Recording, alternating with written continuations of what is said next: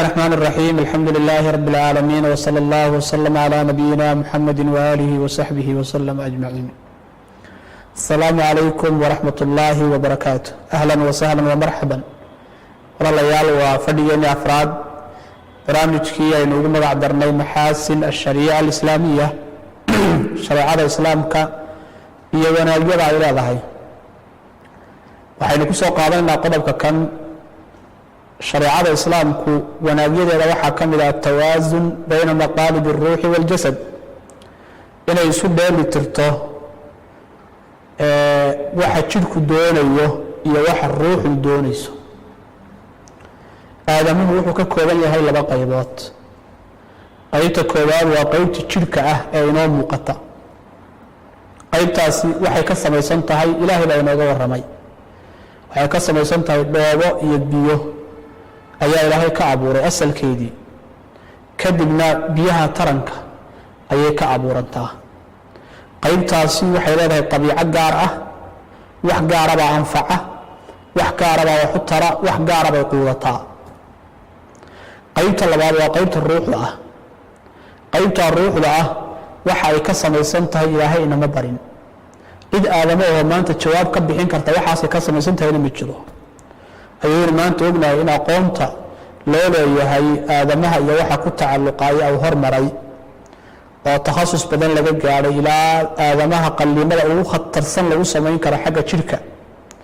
laakiin ruuxda ilaa hadda cid isku dayi karto aqoon ka keeni kartaa ma jirto. shareecada islaamkuse waxay awoodaa labadaba inay daweyso. qofku jasadiyan iyo jir ahaan wuxuu ugu baahnaana in loo nadaamiyo oo loo habeeyo.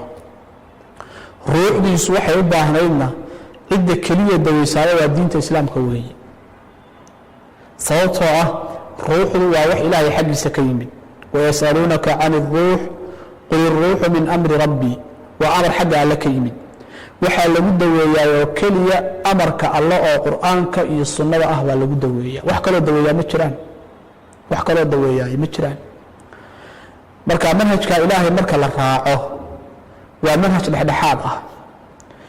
ruuxdana xuquuqdeedii buu siinayaa. sidoo kale jasadka iyo jidhka aadamuhu wuxuu u baahnaana xuquuqdiisi buu siinayaa.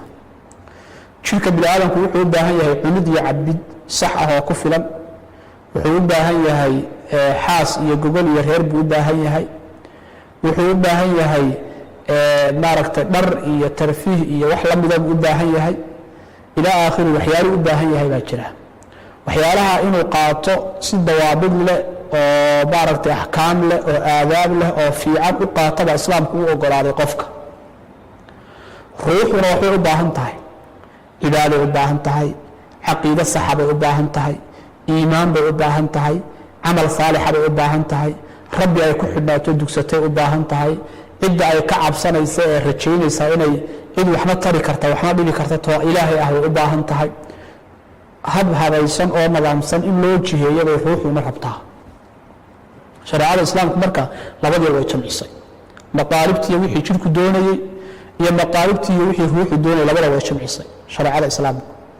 halka dadka manhajka ilaahay ka inxiraafay ee diinta islaamka aan haysanin labadaas mid bay xoogga saaraan midna meeshay ka saaraan. oo maalan mid wuxuu xoogga saarayaa maqaalibta jidhku u baahan yahay. wuxuu rabaa inuu iska cuno oo iska cabo oo iska raaxaysto bas. laakiin ruuxdiisa uusan wax qiimaa siinin. iimaan ma jiro, akhlaaq ma jirto, dhaqan fiican ma jiro, ruuxaaniya iyo ma jirto, wax ruuxdiisa maaragtay kobcinaya ma jirto. waa xayawaanku la mid yahay. inta bini aadamku qabtuu qabanayaa, inta xayawaanku qabto ayuu qabanayaa in la cuno oo la cabo oo la raaxaysto oo wakaas. qaarkoodna xagga kale inxiraafku la aadayo ruuxda keliyaan ku mintidaynaa bay dhaheen.